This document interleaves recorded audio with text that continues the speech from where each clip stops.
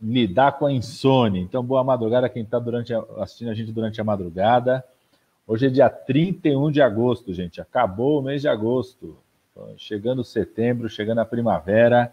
Estamos começando aqui com mais um programa da Rede em Defesa da Vida. Quero começar sempre agradecendo as páginas que compartilham, que fazem parte dessa rede, a página do presidente Lula, a página da presidenta Gleice, a página do PT Nacional. Estamos aqui ao vivo pela TV PT, o canal do YouTube do PT, a página do nosso sempre ex-candidato a presidente Fernando Haddad, a página do 247 do DCM, agradecer muito que sempre estão compartilhando conosco. E hoje eu tenho o prazer e a honra de estar com 3 grandes companheiros, né, e uma história de defesa do direito à saúde, do SUS, mas do conjunto de lutas pela qualidade de vida, né? Tem gente aqui que luta muito pelo movimento de moradia, luta muito pelo debate da juventude, da economia, da educação, do SUS,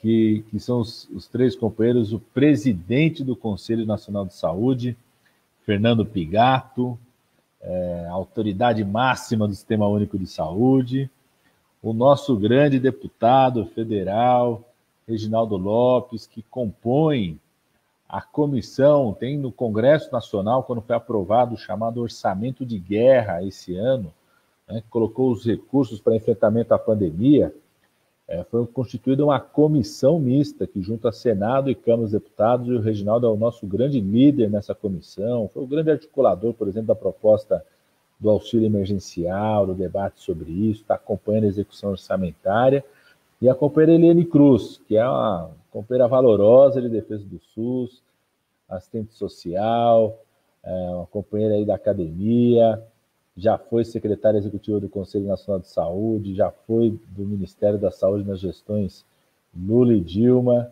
e hoje é a coordenadora do Setorial Nacional de Saúde do PT. Então, primeiro vamos dar um alô para cada um aí. Pigato, vou começar com o Pigato antes. Primeiro só uma saudação aí, Pigato. Depois eu já vou lançar uma pergunta para você, né? Primeiro uma saudação do Pigato, Reginaldo e Eliane. Vamos lá, bom dia, Pigato. Bom dia, deputado Padilha. Bom dia, deputado Reginaldo Lopes. Bom dia, Eliane Cruz. Queria agradecer imensamente o convite, poder estar aqui, para a gente poder aí debater essa questão muito importante, o orçamento. O orçamento é a vida das pessoas. Quando eu comecei a entender essa situação, passei a acreditar assim, que é importante cada vez mais a população se apropriar, né, do que é o orçamento, porque se a gente conhece um pouco mais sobre orçamento, a gente conhece um pouco mais sobre o que acontece na vida da gente. Então, obrigado pela oportunidade, forte abraços aí a todos e todas que estão nos acompanhando também. Bom dia, Pigato. O Reginaldo, o Pigato tá tomando um chimarrão dele aí. Como é que tá o café aí em Minas Gerais, Reginaldo? Conta aí para nós. Bom dia, Padilha, amigo, né? Ex-ministro da Saúde do governo Dilma, um grande amigo, ministro do governo Lula também, um grande deputado federal, membro da nossa comissão especial, né, de enfrentamento ao Covid-19, tem feito um excelente trabalho. Também Eliane Cruz, né, uma militante histórica da saúde pública do país, nossa coordenadora do meu partido, né, do nosso partido, Partido dos Trabalhadores. Uma alegria poder trocar ideias com você, Eliane, e também o Pigato, que eu tive a oportunidade de participar aí da frente, né, em defesa da saúde pública. Quero cumprimentá-lo pelo trabalho, representando aí a sociedade. E esse conselho, que, na minha opinião, as demais políticas públicas precisam ter esta força, né, representativa de que conseguiu, na luta e na resistência, ter o papel fiscalizador, de elaborar e de propor políticas públicas na área da saúde. Nós precisamos incorporar esse mesmo papel para os conselhos no caso da segurança pública, viu, Padilha? Que nós precisamos empoderar a sociedade brasileira, conhecer do tema, participar e definir seu próprio caminho, né, as próprias políticas. Então, quero agradecer o convite, viu, Padilha? Dizer que já tomei um café, acordei cedo, você sabe que mineiro só fica nervoso se faltar queijo e pão de queijo. Então, acordei, tomei um cafezinho, passei um pão de queijinho e ótimo, estou aqui preparado. Tem vários sabores aqui, Minas realmente produz 1/4 do café do mundo, sabia, Padilha? O Brasil produz 50% do café mundial e Minas produz 50% do café no Brasil. Portanto, nós produzimos 25% de todos os sabores que o mundo toma aqui em Minas Gerais. Então, é uma alegria e vou levar um café especial para você, um café para você torrar na hora, para torrar. Oba, você vai comprar uma maquininha para torrar o café em casa e fazer aí um café fresquinho, gostoso, equilibrado e bem temperado. Obrigado, Padilha, pelo convite. Bom demais, Reginaldo. Minas Gerais, então, acorda 1/4 do mundo acordado por Minas Gerais com café da manhã. Olha aí, ó, não sabia não. Eliane Cruz, minha companheira. Vamos lá, Eliane, bom dia. Bom dia, gente.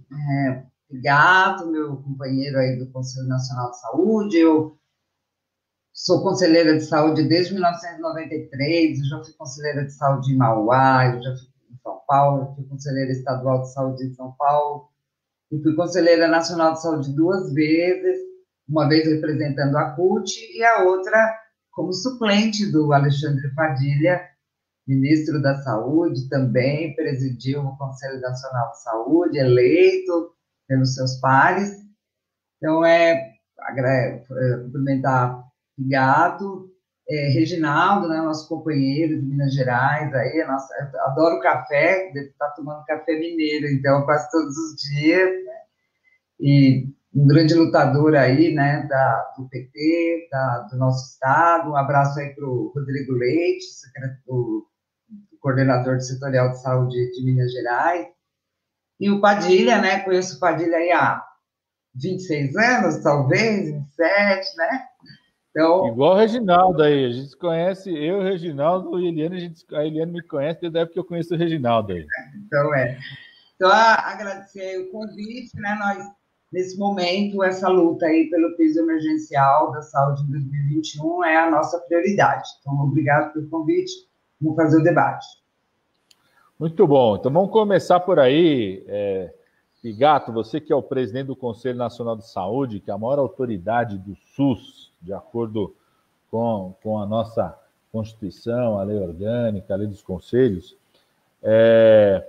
o governo Bolsonaro deve encaminhar, essa semana, hoje provavelmente, deve encaminhar a proposta orçamentária para o Congresso Nacional, e eu vi que o Conselho Nacional de Saúde está defendendo, inclusive fazendo uma campanha sobre a criação de um piso emergencial da saúde. O Conselho Nacional da Saúde está dizendo que não podem ser retirados 35 bilhões de reais do orçamento do Ministério da Saúde no ano que vem.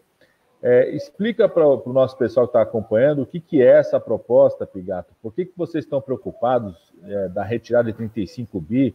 Tem muita gente dizendo o seguinte, o dinheiro entrou esse ano para abrir o hospital de campanha, vai fechar o hospital de campanha porque precisa do dinheiro ainda, né? Então, a gente queria entender um pouco o que é isso, qual que é essa proposta do piso, qual é a preocupação, da onde vocês estão tirando que vão tirar 35 bi, né? A gente precisa entender um pouquinho melhor sobre isso, obrigado. Bom, então, eu queria, mais uma vez, agradecer a oportunidade de a gente estar aqui. É um momento muito difícil, né? A gente tem aí mais de 120 mil vidas perdidas no nosso país, e ainda ter pessoas, autoridades, né, que não dão muita importância, né, ou que acham que, e daí, né, se todo mundo morre um dia, né, mas nós também, é importante nesse momento que a gente se solidariza com as famílias, né, que sofrem, não só que perdem pessoas, mas que inclusive que passam por essa pandemia, né, que sofrem, as pessoas que vão para o hospital, as pessoas que têm, né, pelos relatos que a gente ouve, é algo terrível, né? Não é brincadeira, não é verdadeiramente não é uma gripezinha, né?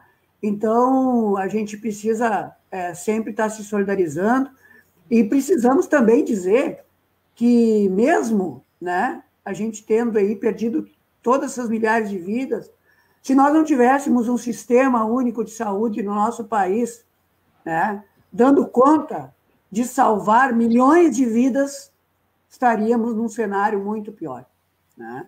Nós temos também as iniciativas, né, que temos tido, a sociedade como um todo, o controle social, autoridades também, né, nos âmbitos aí estaduais, municipais, pessoas que trabalham nas áreas técnicas também, do governo federal, inclusive, né, que estão aliadas aí, junto com a Organização Pan-Americana da Saúde, junto com a Fiocruz, seguindo as orientações das autoridades sanitárias, da Organização Mundial da Saúde, nós temos salvado vidas.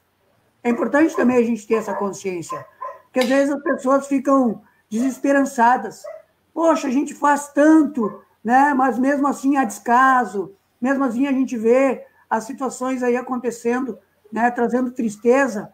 Eu quero dizer que se nós tivéssemos no país 100% fazendo aquilo que o presidente disse para fazer, né? Levando em consideração tudo aquilo que ele fez, falou, né? E orientou, né?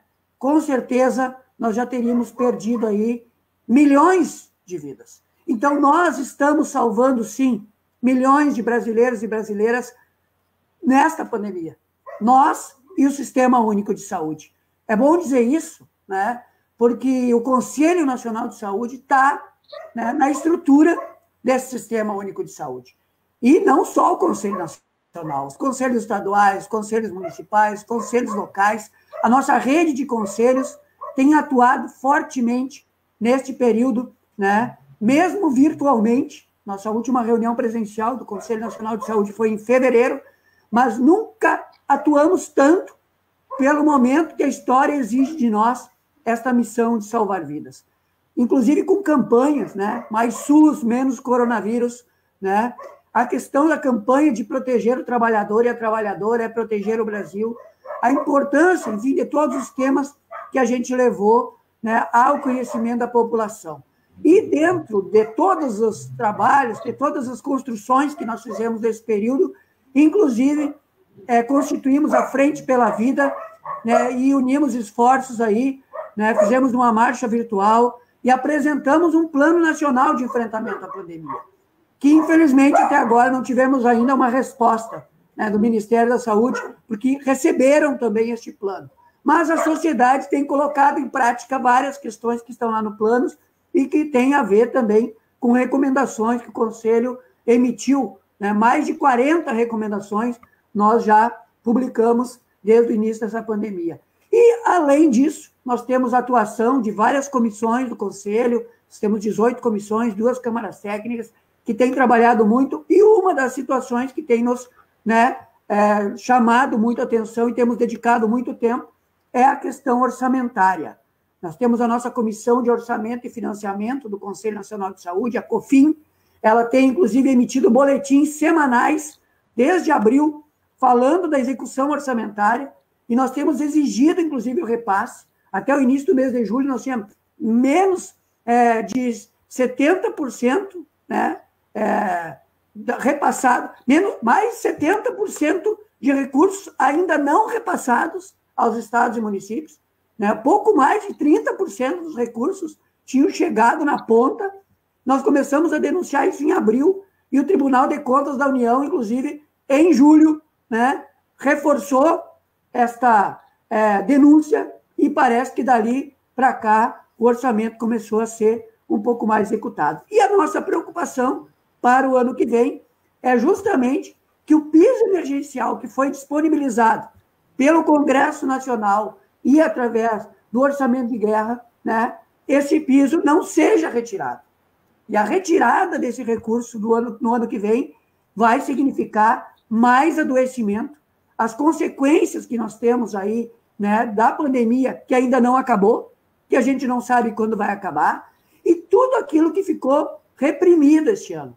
Doenças crônicas, né, que não tiveram seu tratamento, cirurgias eletivas e uma série de outras, né, enfim, ações da saúde pública do nosso país que não foram efetivadas esse ano, porque a prioridade é e deveria realmente ser o enfrentamento à pandemia. E esses dados, né, que dos 35 bi, são dados que chegaram para nós informalmente do que estava sendo trabalhado dentro lá do Ministério da Economia para ser apresentado né, esperamos que hoje, pelo governo federal, né, ao Congresso Nacional para o orçamento do ano que vem. Além disso, a própria questão da emenda constitucional 95, que volta com toda a força e a gente pode ter recursos, então, balizados com o que foi em 2019. Né? Então, quer dizer, além de todas as outras áreas sociais que são também atacadas pela emenda constitucional 95. Então, nós tivemos a iniciativa, lançamos dia 11, né? Tanto o senhor, né, deputado Padilha, quanto o deputado Reginaldo Lopes estiveram com a gente lá participando do lançamento, dia 11 de agosto, da petição pública do Conselho Nacional de Saúde, para que a gente tenha, então, né, a garantia orçamentária no ano que vem, né, para o Sistema Único de Saúde garantir, né, enfim, o pleno direito à saúde, como está, né, na Constituição Federal preconizado. Muito bom, Pigato. Quero agradecer aqui muitas páginas dos PTs nos estados, compartilhando ao vivo. Agradecer muito o pessoal mandando mensagem. Aqui o Mário Silveira dizendo assim, ó, resistência sempre, não pode dar trégua aos golpistas e neofascistas. Força PT. Estamos puxando aqui os comentários. Tem o Alair Padovani, já está perguntando sobre a vacina. Eu vou deixar essa pergunta para o segundo bloco aí, porque eu queria discutir essa coisa da vacina e o orçamento, isso que o Pigato trouxe. Eu queria passar aqui perguntando para o nosso querido deputado Reginaldo Lopes, nosso grande colega, que tem sido a cabeça do PT nessa comissão mista montada Senado e Câmara, que está acompanhando as ações da Covid-19, acompanhando a execução orçamentária. Querido Reginaldo, como é que vocês têm visto, como que a comissão tem visto, primeiro, a execução orçamentária este ano, geral da Covid-19, em particular do Ministério da Saúde, e como que você avalia essa preocupação que o Pigato está trazendo, é real, ou seja, se de fato voltar a vigir, né, for a emenda constitucional 95, que for a regra para o ano que vem, 35 bilhões de reais seriam retirados do Ministério da Saúde. Como é que a sua avaliação e como é que está esse debate na comissão? Vamos lá, Reginaldo. Obrigado, Padilha, pela pergunta. Na minha opinião, é inconcebível que o orçamento de 2021 não tenha o mesmo patamar do orçamento de guerra. Porque nós temos dois orçamentos, né, para os internautas compreenderem. Nós temos um orçamento ordinário, que mesmo baseado na receita do orçamento ordinário de 2020, para 2021, o governo trabalhou, tudo indica, né, poderá ou não ser confirmado no dia de hoje. Amanhã nós teremos os dados mais objetivos e concretos, porque o governo vai entregar o orçamento, a peça orçamentária, para o parlamento até no dia de hoje. Tem uma péssima perspectiva de corte de 7 bilhões de reais. Isso já é inaceitável, porque todos nós sabemos muito bem que o SUS sofre de um subfinanciamento que tem comprometido muito, né, as políticas públicas nos municípios, mas também dos prestadores de serviço, dos 1.700 hospitais que são prestadores de serviço, né, hospitais sem fins lucrativos. Segundo, nós recebemos aí um aporte de recursos do orçamento de guerra, ou seja, foi criado uma estrutura em vários lugares, aqui em Minas Gerais, por exemplo, Vale de Jequitinhonha, tanto no alto, no médio, no baixo, leitos de terapia intensiva que não existiam, tinha um vazio assistencial muito grande para o enfrentamento ao Covid, mas também que é uma estrutura importante para o funcionamento do SUS, né, para outras doenças, né, outras comorbidades, doenças crônicas e tal. Então, de fato, nós precisamos desse orçamento ser incorporado como orçamento ordinário. Não tem mínima possibilidade, será um caos, vai levar a um colapso do sistema de saúde pública no país. Então, calculei mais um corte de 28 bilhões, chegaria aí 35 bilhões. Ou seja, se a gente for avaliar, e o Pigato colocou muito bem, nós precisamos de mais recursos além do orçamento ordinário e extraordinário. Teria que ter um aporte para, de fato, atender as demandas tão represadas, né? Doenças crônicas, mas em especial cirurgias eletivas. Então, nós estamos aí com uma demanda enorme. Os municípios E os estados, no nosso modelo federativo, não tem poder de emitir título da dívida pública, não tem poder de emissão de moeda. Então, é muito difícil transferir essa responsabilidade para os subnacionais. Então, tudo passa pela luta pelo orçamento. Disputar o orçamento é disputar um projeto de país, uma concepção de país. O orçamento diz muito em relação ao que o governo pretende fazer com o seu povo. Então, nós vamos ter que lutar e organizar, mobilizar a sociedade, como se deu na votação do novo Fundeb, foi extraordinária a mobilização da sociedade pelas redes, né, para evitar essa irresponsabilidade, porque é uma irresponsabilidade enorme. É impossível, Padilha, Eliane, pegar o orçamento do SUS, perder 35 bilhões no ano de 2021. É lógico que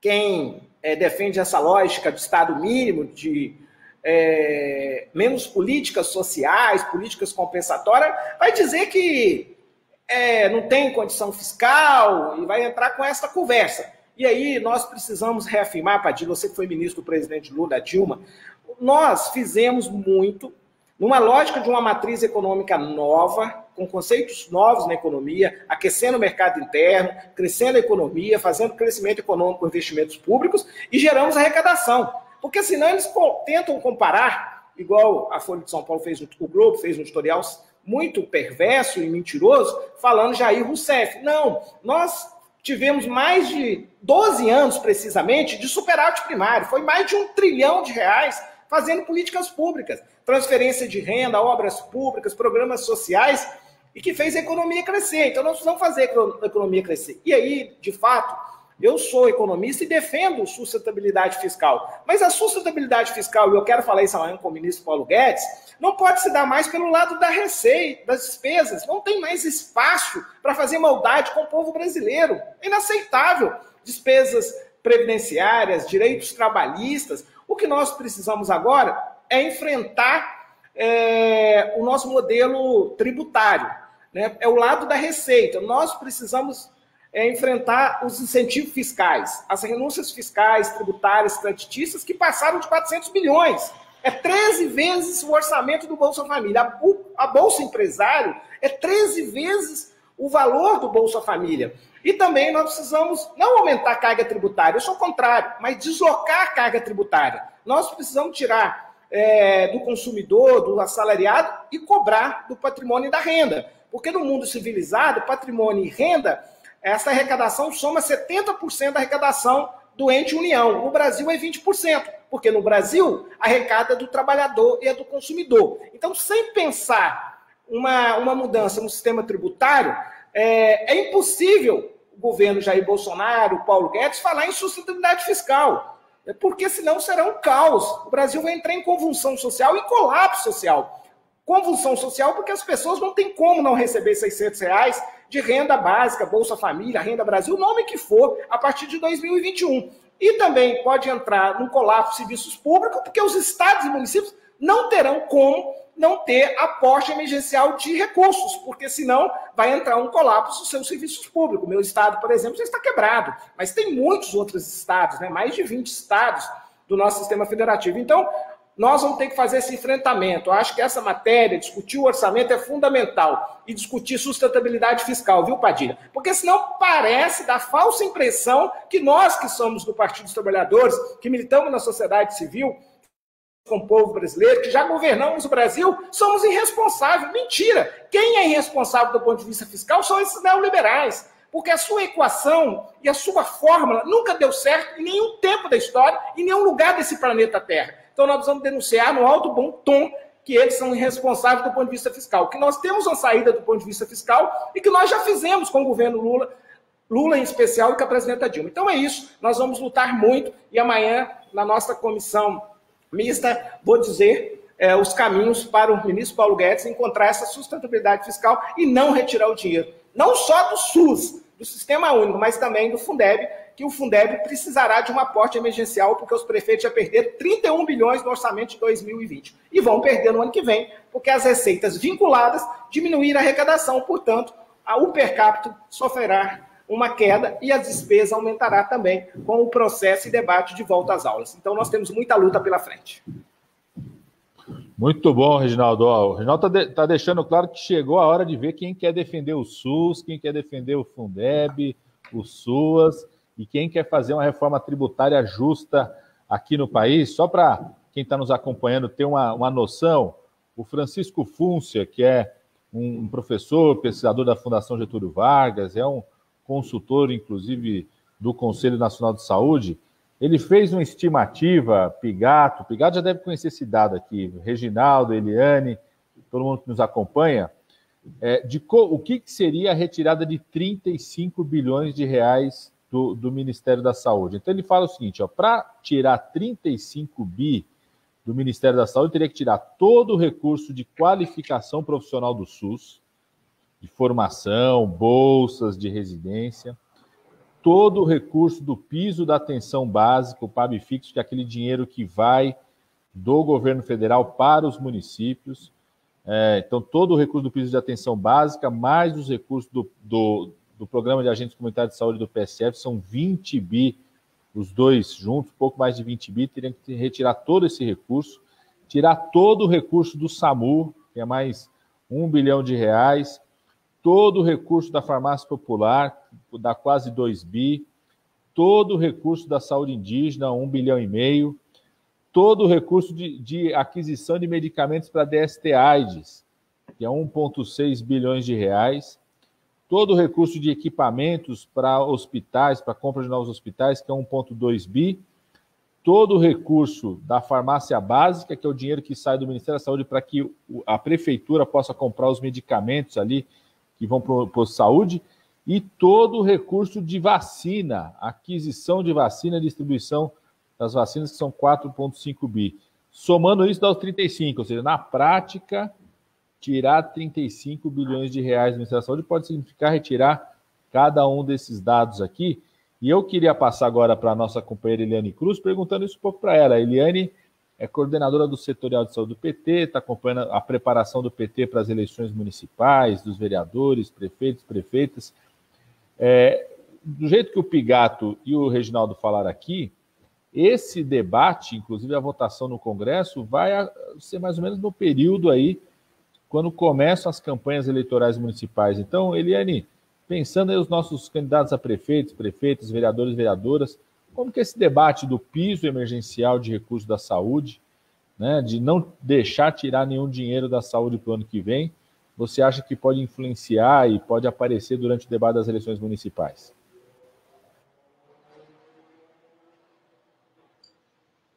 Então, Padilha, nossos companheiros e companheiras aqui da Rede em Defesa da Vida.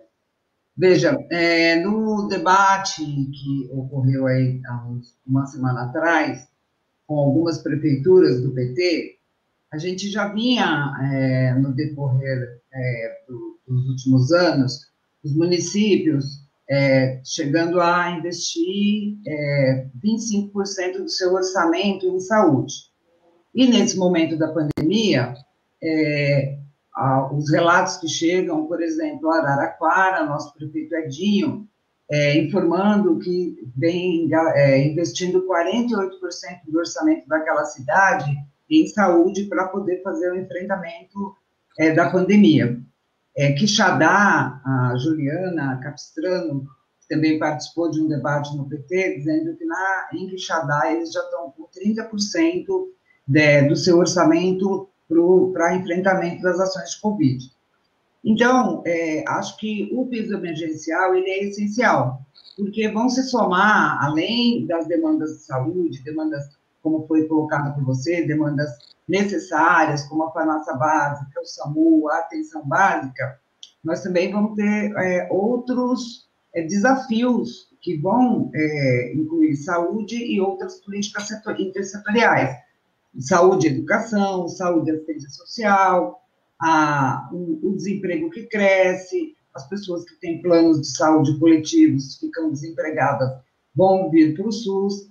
Então, é essencial que a gente tenha recursos para poder fazer saúde, promover saúde nos nossos municípios. Então, a eleição municipal, nesse próximo período, é essencial que ela dialogue com as questões da saúde, como promoção, e qualidade de vida, mas não é uma questão que você faz sem recursos financeiros. Se a tendência desses 2 municípios que eu citei forem incorporadas por todos com as demandas que virá para o próximo período, a gente vai ter município que ou não vai conseguir fazer muita coisa ou vai chegar aí a 50%, 60% do seu orçamento para cuidar de saúde. Isso não é justo, porque o SUS é interfederativo, Estado, município e União. E a União já vem, nesse ano, no enfrentamento da Covid, se retirando de todo o processo, seja de protocolos, seja de aporte de recursos, e provocando mortes, que esse é a nossa grande dificuldade de enfrentamento. E os nossos prefeitos, os nossos candidatos estão exatamente na contramão dessa ação do governo federal. Nós estamos trabalhando para promover vida, para garantir condições de atendimento no serviço de saúde e outros serviços. Então, acho que o piso emergencial é essencial para que incorpore o debate das eleições municipais. Nós já estamos fazendo isso em muitos municípios, sei que vocês também estão fazendo os debates em cada município sobre a questão de como é que nós vamos cuidar da saúde do povo, como é que nós vamos cuidar da saúde da população da nossa rua, do nosso bairro, da nossa cidade no próximo período. Então, creio que a gente precisa trazer o debate de crise emergencial também para uma linguagem um pouco mais acessível, né, do que adoece, do que morre a população da nossa rua, do nosso bairro, e como é que nós vamos atender essa população com pouco recurso, não vai atender, né? E a tendência é que isso fique todo represado na base do próprio município. Então, nós temos que pressionar, sim, o governo federal, pressionar o Congresso Nacional, fazer uma grande mobilização para que a gente consiga trazer o piso emergencial. Essa petição pública que o Conselho Nacional de Saúde lançou, ela é muito importante, né? Nós conseguimos conquistar o Sistema Único de Saúde com uma emenda popular, né, com conferência de saúde, com emenda popular, com mobilização social na Assembleia Nacional Constituinte. Está na hora de repetir a dose. Muita mobilização, muita organização, muita articulação com os nossos movimentos, com os nossos candidatos, para que isso seja alterado, para que a gente, na verdade, faça isso que o Reginaldo falou, repita esses grandes movimentos para que a gente traga recursos para a saúde para o próximo período. Porque, senão, nós vamos ter muita fragilização, a gente vai ter mais fragilidades e muito mais necessidades da nossa população no próximo período. É isso. Muito bom, Eliane, muito bom. O pessoal já está colocando aqui, o Pigato colocou, como é que as pessoas podem acessar a petição pública, está no site do Conselho Nacional de Saúde, nós vamos publicar aqui durante a transmissão aqui no YouTube, qual que é o lugar, é bem fácil, você entra lá e faz essa mobilização, todo mundo pode pegar essa assinatura. O Pigato depois vai falar aqui qual que é a meta de assinatura, é importante a gente chegar com bastante assinatura agora. Imagina, o governo está chegando com a proposta orçamentária para o Congresso, assinada pelo Bolsonaro, nós queremos chegar com milhares de assinaturas do povo brasileiro, reivindicando, né, que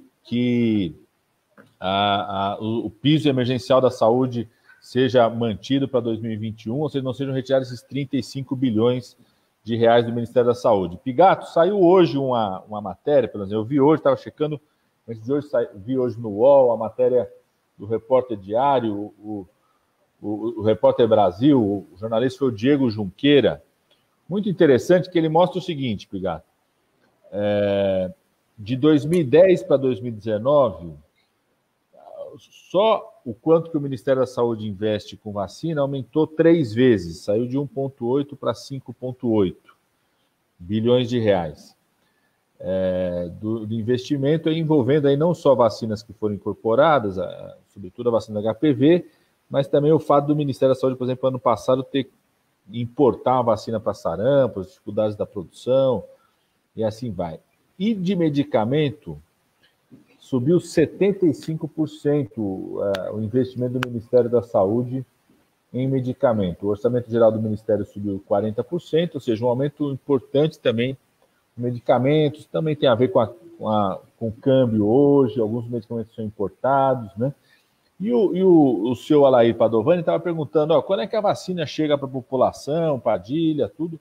A gente sabe que o desenvolvimento de uma vacina para a Covid-19, primeiro tem um desafio científico, que ainda está em curso, né? A gente tem a experiência de instituições públicas do SUS, como o Instituto Butantan, como a Fiocruz e a Unifesp no Rio, como o Tecpar no Paraná agora fazendo parceria com a vacina russa. O Brasil está participando de pelo menos 4 projetos de desenvolvimento de vacina, a gente não sabe ainda qual que é a eficácia delas, né? Qual vai ser o tamanho da eficácia. Eu acredito que a gente vai ter uma vacina assim em 2021, talvez não com eficácia absoluta, como a gente está acostumado com outras vacinas, mas tem um outro desafio, que é o desafio de levar essa vacina para todos, né, Pigato? Como que você acha que essa decisão, disso que o Reginaldo estava explicando, que estava explicando para todo mundo, né, do orçamento do Ministério da Saúde pode, inclusive, impactar na garantia de uma vacina para a Covid-19 para a população, caso seja descoberta essa vacina, ou de um medicamento para a Covid-19, caso seja descoberto o medicamento? Obrigado.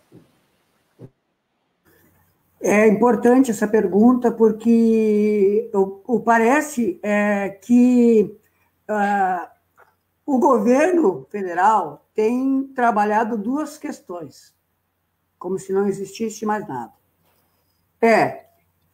Temos salvado muita gente. Sim, o SUS tem salvado muita gente. Né? O SUS tem salvado muita gente.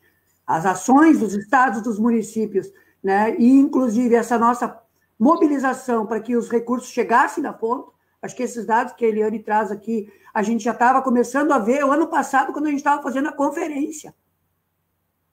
Os municípios, as conferências municipais, os municípios dizendo, olha, nós aqui estamos gastando acima do piso, do que nós precisamos gastar. Os municípios já estavam estrangulados. Este ano, com a pandemia, todo mundo teve que tratar, ninguém quer ver os seus munícipes, né, a sua população, morrer sem atendimento. Então, enquanto não chegou agora, final de julho, né, aí que o recurso começou a passar da metade, até o início de julho, como eu já falei, em termos de 30% do recurso que tinham chegado na ponta, eram os municípios que tinham que dar conta, e os estados também. Tá? Então, o que acontece? Os municípios aumentaram ainda mais a sua carga de poder resolver o problema.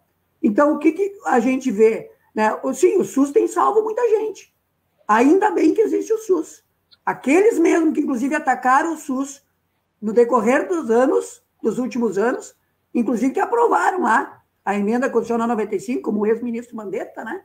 Que aprovou, inclusive, junto à emenda constitucional 95, tiveram que vestir o colete do SUS, né? Tiveram que fazer a máscarazinha do SUS com a bandeira do Brasil para dizer, é o SUS que está garantindo que a gente salve pessoas, salve vidas. Então, ótimo, estamos salvando, o SUS está salvando.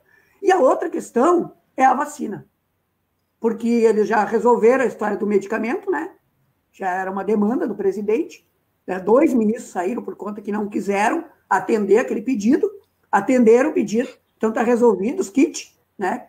Que não tem comprovação científica nenhuma, mas eles estão enfiando goela abaixo, literalmente goela abaixo das pessoas, mandando para tudo que é lugar, né? Desovando, né? Esses medicamentos, né? Enquanto falta, inclusive, para algumas patologias que precisam ter esse medicamento subindo de preço nas farmácias, certo? O que acontece? É a vacina. Agora a pauta é a vacina. Nós sabemos que, enquanto não tivermos a vacina, precisamos continuar seguindo as orientações das autoridades sanitárias. Mas esse assunto parece que foi esquecido, como se a vacina já tivesse chegado, como se a vacina já tivesse aí, as pessoas com acesso. Não. Inclusive, essa questão do orçamento que está colocado para nós, né, que é a discussão que a gente está fazendo aqui hoje, né, vai ser tirado da onde para colocar na vacina, por exemplo? Para a gente poder fazer com que as pessoas tenham acesso à vacina, para que haja a produção da vacina. Da onde que vai sair o recurso?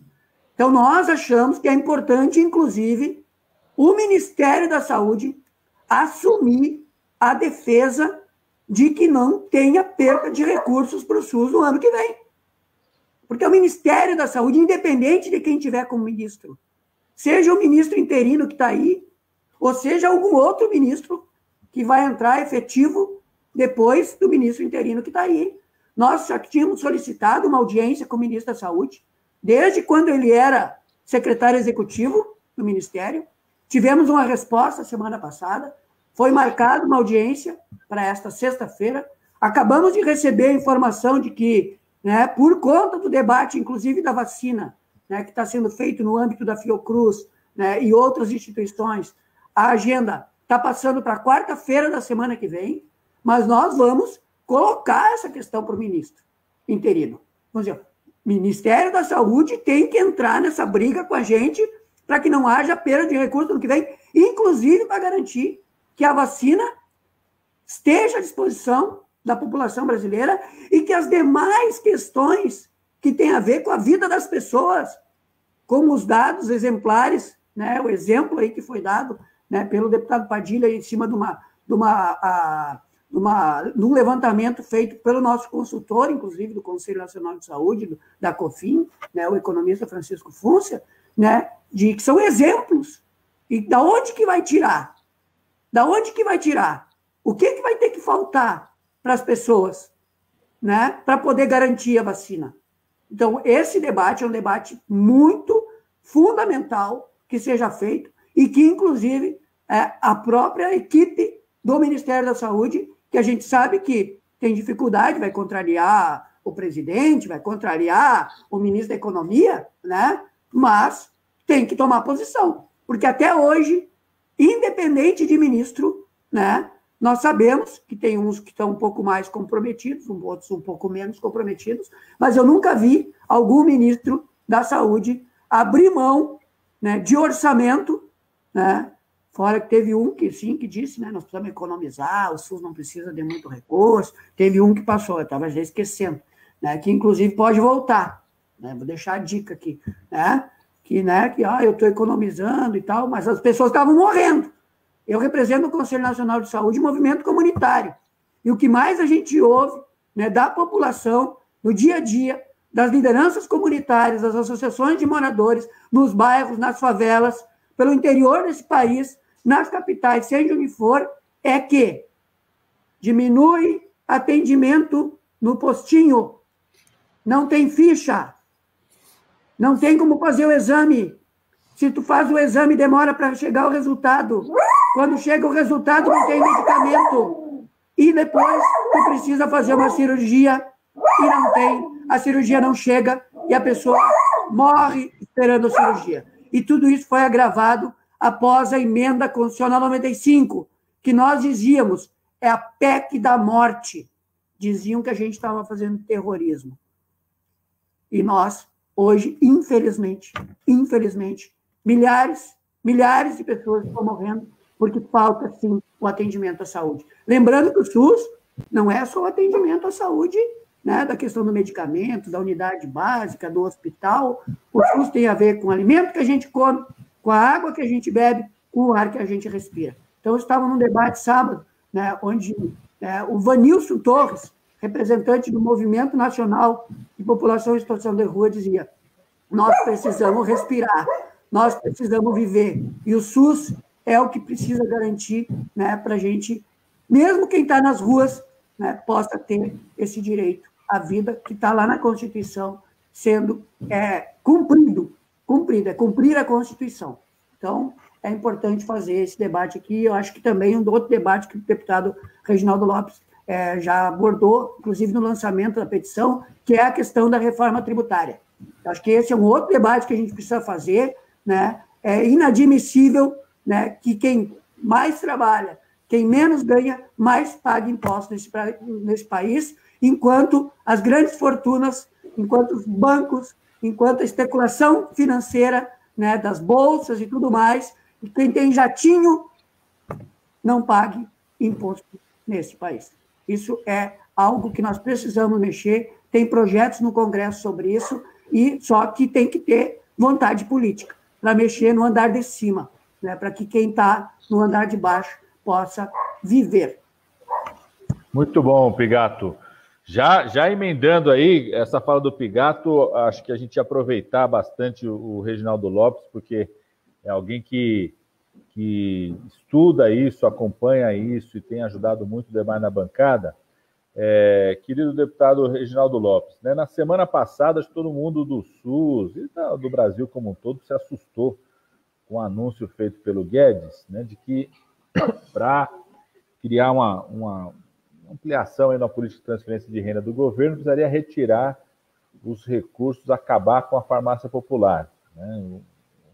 Uma atitude, de um lado, absolutamente irresponsável, né? De quem não conhece, não sente a dor, né, dos milhões de brasileiros que dependem desse programa. Hoje são 20 milhões, já chegou a ser quase 30 milhões. No final do governo Dilma eram quase 30 milhões de pessoas que acessavam a farmácia popular. Hoje são cerca de 20, já por conta de vários cortes feitos no governo Temer e depois no governo Bolsonaro. E aí o discurso dele é assim, não tem alternativa. Reginaldo, é verdade, não tem alternativa? Precisa cortar das políticas sociais para criar transferência de renda, ampliar a transferência de renda, ou mesmo para garantir os recursos da saúde? Estava apontando quais alternativas que você acha que existe aí concretamente. Você já estava apontando que também é reforma tributária. O que você propõe, o que você põe em diálogo para a gente sobre isso, Reginaldo? Padilha, tem vários caminhos. Eu acredito que eles vão apostar no pior caminho, porque eles têm um pacto com os super ricos, com o mercado financeiro e com as elites especulativas. Eu não sei porquê, em que momento, nós também da esquerda e o nosso partido perdeu um pouco a conexão com o setor produtivo. É necessário fazer uma nova aliança do trabalho com o capital produtivo, com o setor empreendedor produtivo, porque a Lava Jato, ela produz aliança com a mídia, com braço no judiciário e também no parlamento, mas com o setor especulativo desse país. Até na década de 80, a economia cresceu 7% e o mercado financeiro 1%. Agora, o mercado financeiro cresce quase 8%, a economia cresceu 1% na média, né? Estou falando na média. Né? No governo do presidente Lula, a economia cresceu 4,6%.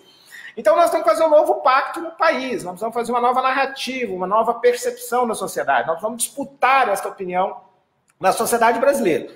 Eu diria que eles terão que seguir, eles deveriam fazer a reforma tributária.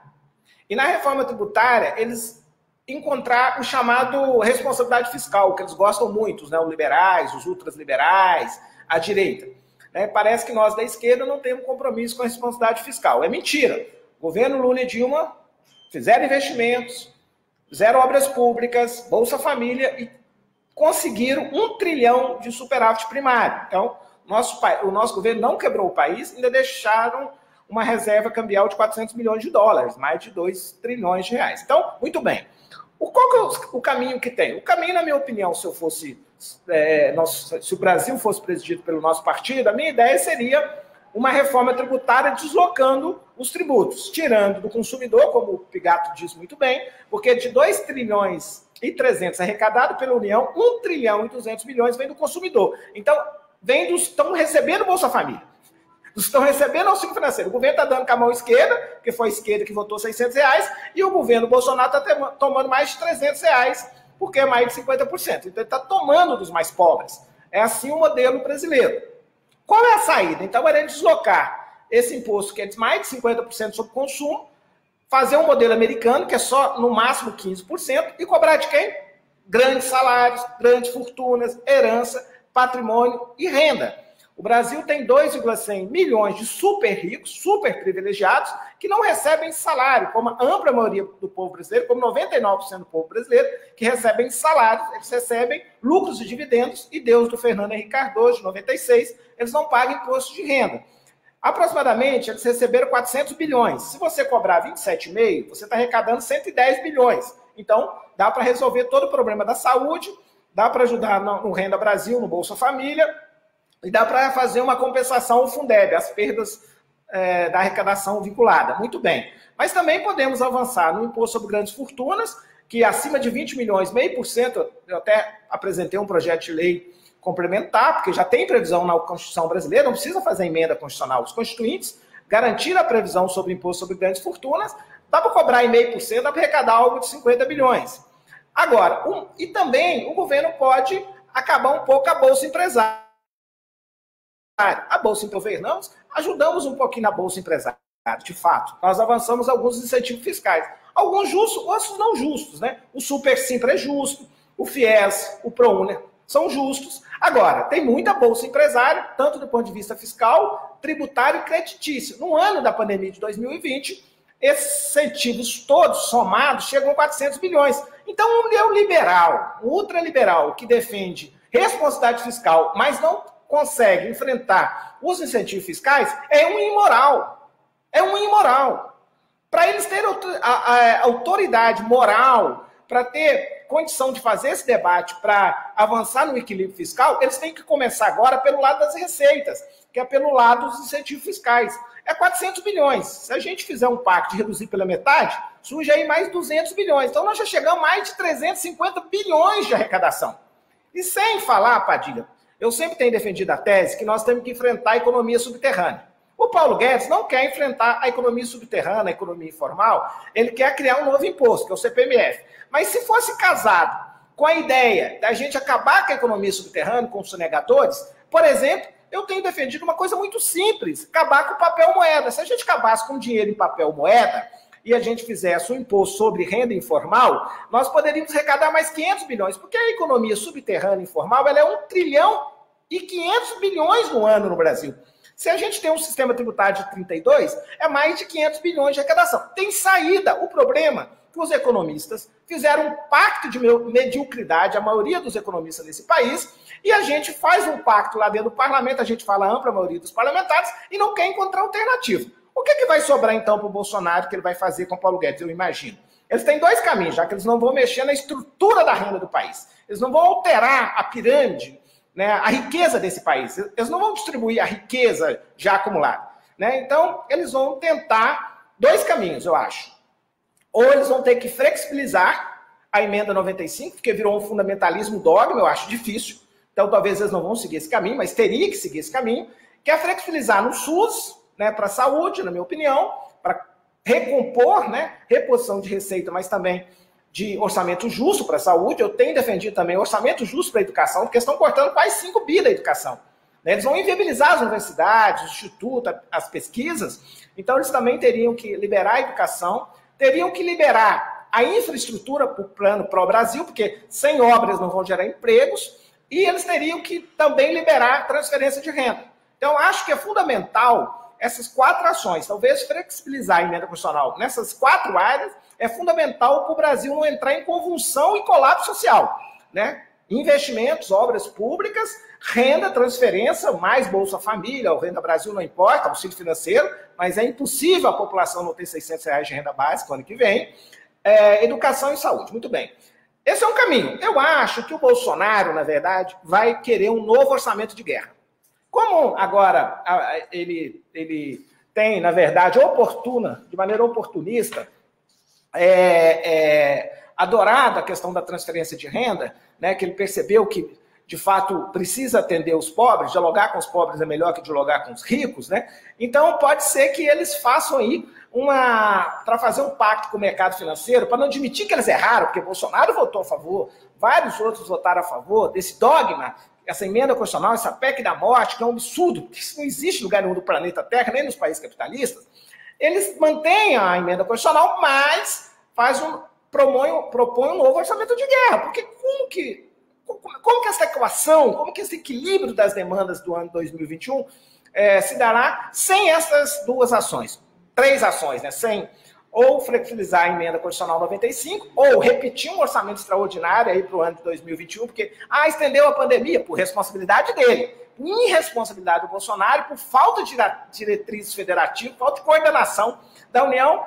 Então, ano que vem nós vamos ter de novo um orçamento de guerra. Vamos contabilizar em paralelo e vai aí fazer os seus gastos. Porque, gente, populista, autoritário, demagogo, nunca teve compromisso com a sustentabilidade fiscal. Nunca tiveram. Então, eles estão continuando fazendo fake news, demagogia e tal. Ou então, o Brasil cria vergonha na cara e a gente construa aí pelas redes, pelas ruas, uma maioria no parlamento e vamos fazer a reforma que o Brasil precisa, que é a reforma estruturante, que é a reforma de mexer na estrutura da renda que passa pelo sistema financeiro, sistema tributário. Sem o novo sistema tributário, esquece. Colapso social nos municípios, colapso dos serviços públicos nos estados e municípios, fim do pacto federativo, quebradeira federativa e, por último, convulsão social, porque as pessoas não vão suportar 52% ficarem sem renda. Então, vai ter um saques aos supermercados.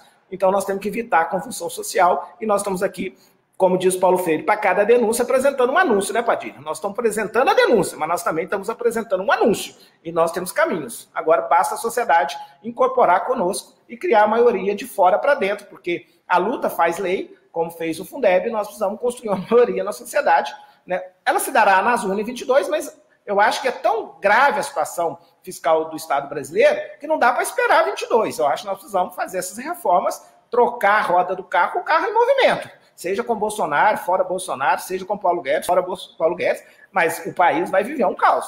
Não tem como continuar do jeito que eles estão imaginando, porque vai ser um caos absoluto. Muito bom, Reginaldo. Não tem dúvida nenhuma, né? Só supera a pandemia, os impactos sanitários, sociais, econômicos na renda, só se supera a pandemia se tiver uma profunda reestruturação do papel do Estado brasileiro, das políticas públicas, de como elas são financiadas, né? O quanto que nosso regime tributário hoje aprofunda a desigualdade ao invés de reduzi-lo. E eu acho que o Reginaldo trouxe elementos fundamentais para o nosso debate aí e mobilizar a sociedade, mobilizar a nossa bancada em relação a isso. Eliane, puxando um pouco nisso que o Reginaldo falou, né? Como mobilizar a sociedade, né? A gente viu o Fundeb, eu e o Reginaldo somos deputados lá, só votou, né, Reginaldo, por conta da luta do Reginaldo, da Rosaneide, que é a nossa deputada que coordena a parte da educação, Valdenor... Mais de um WhatsApp, né, nas nossas redes.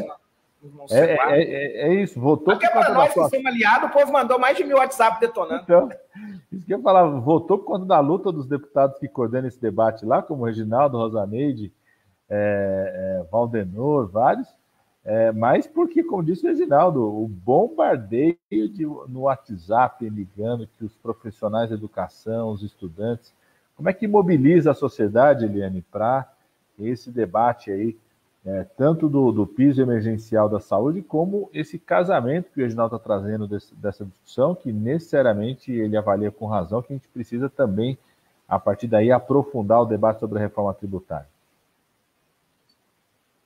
Certo. Veja, acho que, como eu falei antes, né, quando a gente criou o Sistema Único de Saúde em 88, uma das ações que a gente desenvolveu foi a construção de uma emenda popular e muita mobilização social, é óbvio, porque a gente estava naquele momento de redemocratização do país. E, nesse momento, nós estamos de novo nessa mesma tarefa que é atuar pela democratização do país, porque a gente está vivendo um governo altamente autoritário, né, que trata todos os nossos direitos públicos, nossos direitos sociais, hoje, para o governo, são gastos. Para nós, do PT, é investimento na vida, investimento na qualidade de vida. O ministro aí, que gostava de economizar, que achava que recursos da saúde é gasto, ele também achava que o SUS era uma filosofia, né? E hoje, se ele fosse ministro agora na pandemia, ele deveria ia ver com certeza que não é uma filosofia, que é uma política pública estruturada, com milhares de equipamentos, milhões de trabalhadores em todo o país. Então, é muito importante que a gente faça a defesa do orçamento de 2021, numa luta específica, mas numa luta mais ampliada, que é acabar com o teto de gastos, e sabendo que que os recursos da saúde, nós precisamos disputar os recursos da saúde para garantir os serviços, para garantir a nossa qualidade de vida. Então, é muito importante que a gente consiga mobilizar a população, né? Nós temos hoje a petição que o Conselho Nacional de Saúde está fazendo, e é muito importante, assim, algumas chamadas, né? Por exemplo, nós temos diversos dirigentes da saúde, de outras áreas da educação, da assistência social, né? Que é muito importante que consigam levar para suas páginas, para os seus sites, como capa, a chamada da petição pública. Né? Isso a gente tem visto, tem ligado, conversado com diversos companheiros, companheiras, amigos, amigas, para o que a gente está chamando de turbinar, né? Essa petição, chamar a atenção da população. Então, nesse momento de pandemia, em que a gente não está podendo se reunir pessoalmente, né, esse instrumento que foi criado pelo Conselho Nacional de Saúde, que é online, né, que é a petição, é muito importante que ela vá crescendo, né, todos os dias, e que a gente chegue aí perto do orçamento com uma expressão de incorporação da petição, além da assinatura, também mobilizações, debates como esse que a gente está fazendo, para que a gente demonstre a força da saúde. É muito importante isso, né? O Vigato sabe, dialogando com alguns setores, todos nós estamos vivendo muito dilema. Então, nós temos vetos do Bolsonaro a diversas políticas que acabam mobilizando as pessoas para diversas ações, e é justo, né? Por exemplo, o veto aí à agricultura familiar, que acaba mobilizando para essa questão, o veto que o Congresso não conseguiu derrubar, do congelamento de gastos, do congelamento do salário dos servidores. Então, acho que nesse momento é muito importante que a gente divulgue a petição, que a gente faça debates como esse, que a gente divulgue, isso é muito importante, Padilha e Reginaldo, que a gente divulgue os projetos de lei, né, todos os projetos de lei que o PT fez nesse momento da pandemia. Se a gente juntar os projetos de lei que o PT fez, aprovados ou não, e juntar as resoluções do Conselho Nacional de Saúde, a gente teria só daí um grande material, né, que poderia ter enfrentado essa situação com mais qualidade. Então, acho que nesse momento é muito importante que a gente faça tudo, que a gente coloque nas nossas páginas de Facebook, que as nossas entidades coloquem como chamada de capa, que a gente crie as redes de WhatsApp falando da petição, que a gente dialogue sobre o quanto que falta de recurso vai gerar de problemas para a saúde no próximo ano, não só para a saúde. Você falou da eleição municipal, nós vamos fazer uma eleição municipal na pandemia, e a tendência dos gestores no próximo ano é começar a sua gestão também ainda numa situação de pandemia. Portanto, é essencial que a gente levante essa bola, né? Essa bola, a gente precisa colocar a saúde no centro do debate, né? Porque senão a gente tem muitas demandas, sim, mas a saúde hoje, gente, se a gente não vive, né? Se nós não temos o nosso corpo são, né? Se a gente não tem condições de vida, a gente não consegue lutar também por outras demandas que são muito importantes na nossa vida.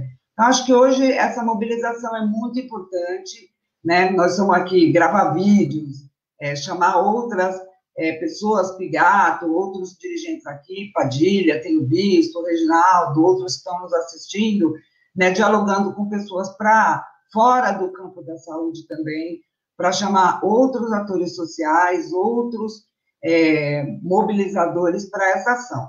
Então, acho que esse é uma grande atividade, acho que é uma grande ação, e tenho certeza que a gente vai chegar lá, né? Acho que a gente tem que se esforçar, acho que a gente tem que acreditar nessa bandeira. Acho que nós temos condições, né, de, como fez a educação no Fundeb, também aprovar o piso emergencial, e essa vai ser a nossa vitória. Eu acho que vai ser a vitória da saúde nesse próximo período, para que a gente consiga impor impor a derrota ao Bolsonaro, mas trazer uma vitória para a população brasileira de condições de vida adequadas para o próximo período. Um comentário, acho que essa questão da reforma tributária, né, a gente precisa chamar a reforma tributária pela justiça social. Acho que talvez as pessoas entendam isso, né? Acho que, às vezes, com números, as pessoas têm mais dificuldade de entender. Mas o SUS defende a equidade, a universalidade, né? E a reforma tributária tem que vir como justiça social, né? Porque não é possível que a gente trabalhe tanto, né? Que a gente se esforce tanto e que os recursos dos nossos impostos não voltem em benefícios, não voltem em direitos, na verdade, para cada um de nós. Então, vamos lá, vamos em frente, né? A gente, todo o dinheiro que a saúde tem hoje, terminar, se a gente chegou a esse orçamento que a gente tem hoje, foi porque a gente lutou, né? Lá desde 93 teve PEC, depois em 2000 teve emenda constitucional, em 2011 a gente teve de novo o projeto de emenda constitucional, ou seja, tudo isso sempre foi resultado das lutas dos trabalhadores, das lutas dos usuários, das lutas dos gestores do SUS, junto com a sociedade. Então, se a gente chegou até aqui, a gente chegou por luta, e nós temos que avançar com mais luta. É assim mesmo, né? Se a gente, quem é da classe trabalhadora sabe, que o nosso único instrumento é lutar, né? E tem certeza que a gente vai ter essa vitória no próximo período. Muito bom, Eliane. Pessoal, a gente nem percebe o tempo passar aqui, já são 12h17. O tempo já voou aqui, passamos de 1 hora de conversa. Nosso tempo. Quero agradecer muito as falas do Pigato, Reginaldo, Eliane, acho que foi muito esclarecedor, muita gente mandou bastante comentário aqui. Eu queria, a gente sempre termina aqui, Pigato, Reginaldo, Eliane, a gente fala assim, qual que é a dica da semana para quem quer sair em defesa da vida, né? Os militantes que estão nos acompanhando, a sociedade que está nos acompanhando. O que você, Pigato, sugere para o pessoal, e já se despedindo também, a ficar atento nessa semana aí, nessa luta em defesa da vida, da qual você vai participar, ou que você sugere que o pessoal participe? A dica da semana é assinar a petição pública do Conselho Nacional de Saúde. Tem os links aí que a gente disponibilizou, senão é só o pessoal entrar lá na página do Conselho, conselho.saude.gov.br, e clicar lá, né, tá já no banner. Também que as pessoas coloquem nas suas redes, enviem para os seus contatos.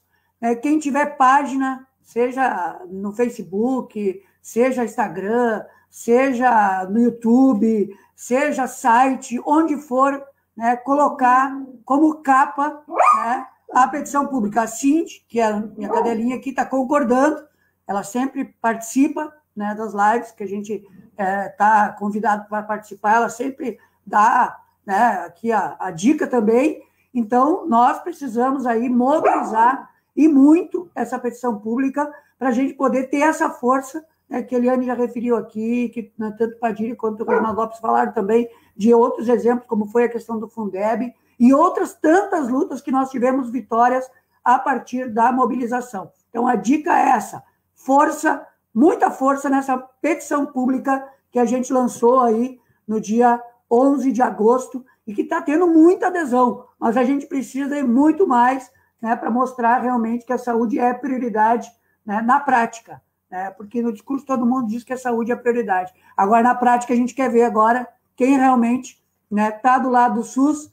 O SUS abraçou o povo brasileiro desde que foi criado. Sempre nos abraçou. Passa por dificuldade? Passa. Tem realmente questões a serem melhoradas? Muito. Mas o SUS abraçou o povo brasileiro e está na hora do povo brasileiro abraçar o SUS. Forte abraços a todos e todas, que agora começou a Cindy, as outras que estão no pátio, né? Está na hora do almoço, o pessoal começa a passar na rua aqui.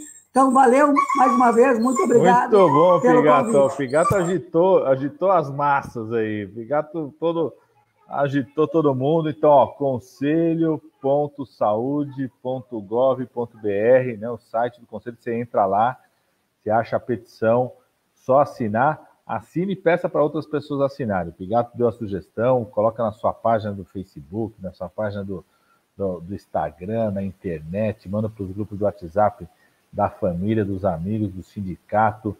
Cada página do PT estadual precisa ter, do PT nacional, dos parlamentares. Muito bom, viu, Pigato? Passar agora para o Reginaldo Lopes, agradecer aqui nosso deputado Reginaldo Lopes. E, Reginaldo, qual que é a dica da semana aí? O que você sugere para o pessoal poder acompanhar ou participar essa semana em defesa da vida? Olha, Padilha, Eu acho que acompanhar amanhã a reunião da comissão externa, né, de fiscalização e execução orçamentária do Covid-19. Por quê? Nós vamos receber o ministro da Economia, né, o senhor Paulo Guedes. E, de fato, é muito grave o momento que nós estamos vivendo, porque uma coisa são os contingenciamentos orçamentários, que todos os governos buscam ali fazer um ajuste no ano, né, vigente do orçamento, de acordo com a perspectiva do crescimento econômico. Então, sempre o nosso orçamento ali, às vezes, é subestimado. Isso é da disputa política, você tem instrumentos para reverter, se o crescimento econômico se confirmar, outras arrecadações, é liberado. Agora, o que estão propondo, desde 98, o Brasil não assiste, que é corte orçamentário na lei orçamentária.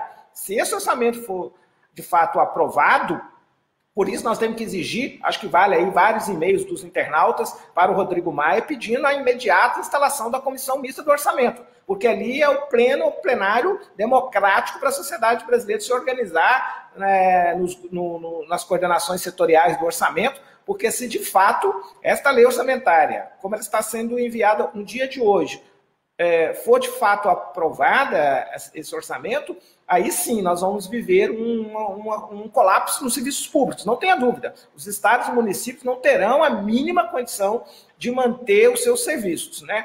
Porque vai ter aumento de gasto, nós não superamos a pandemia e teremos demanda reprimidas na área da saúde, por exemplo, várias doenças crônicas, cirurgias eletivas, todas reprimidas, mais a demanda de superação da pandemia, mais vacinação em massa, se Deus quiser, até lá teremos a vacina. E na educação, nós estamos falando de 40 milhões de crianças, 40 milhões de brasileiros e brasileiras que terão que voltar às aulas. Para voltar às aulas, Padilha, cada 2 salas terá que ser transformada em uma sala. Quanto que custa isso para a readequação aí do espaço físico? Compra de equipamentos individuais, materiais de higiene, ou seja, transporte escolar, mais alimentação, contraturno, né?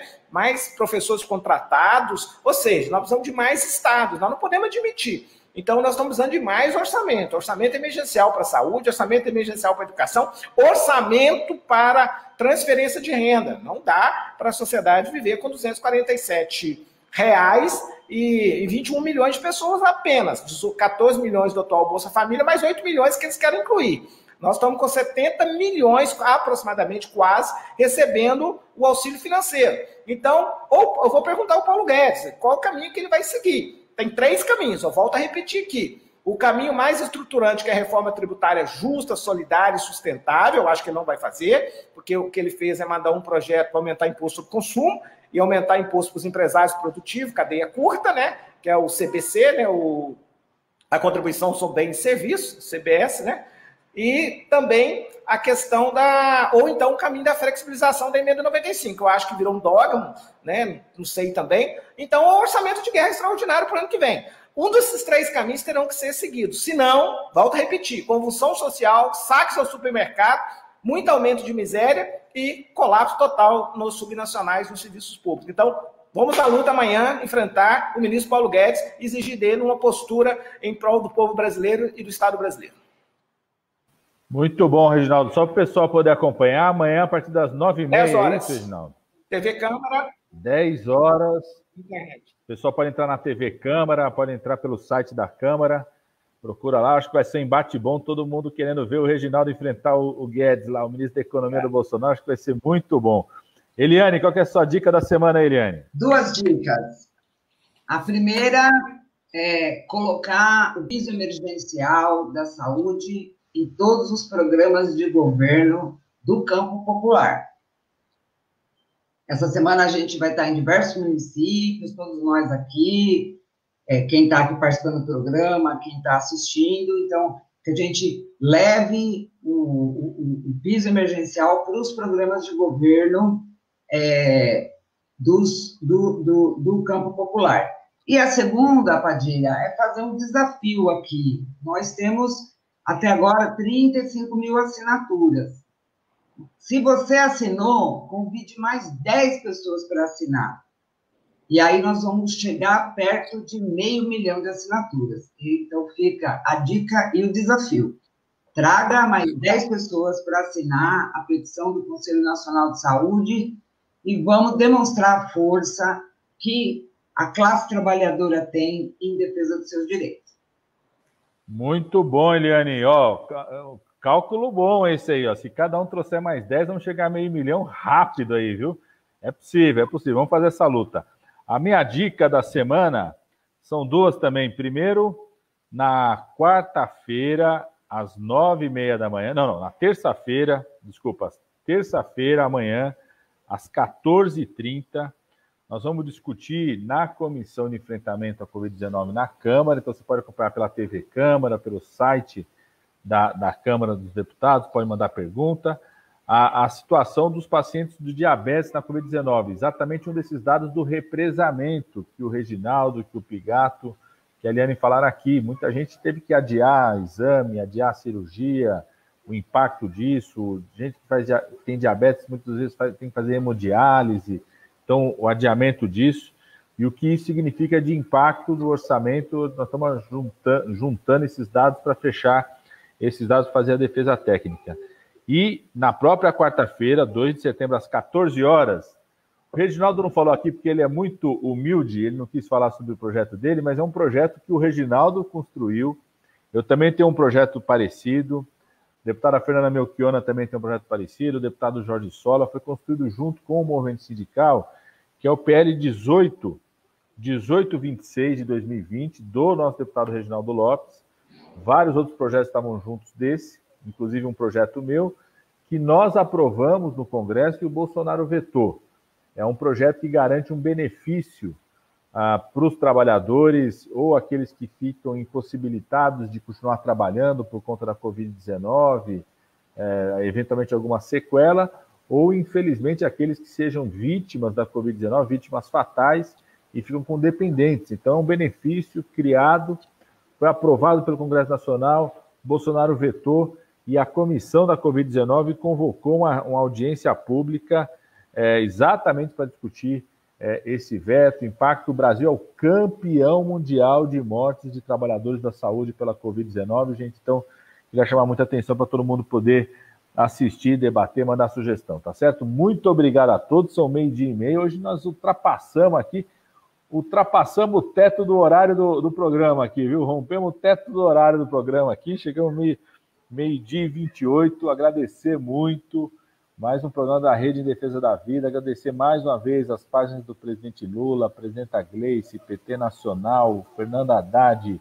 DCM, 247, a bancada, vários deputadas estão compartilhando esse programa, agradecer muito. E aí pedir para essas páginas colocar agora a petição do Conselho Nacional de Saúde para chamar a atenção da assinatura, tá certo? Um grande abraço, pessoal, bom demais, a gente se vê aí na luta em defesa da vida. Um grande abraço. Abraços. Só para dizer que o CNS tem posição pela derrubada do veto. Temos recomendação e nota pública. Vamos lá, força aí.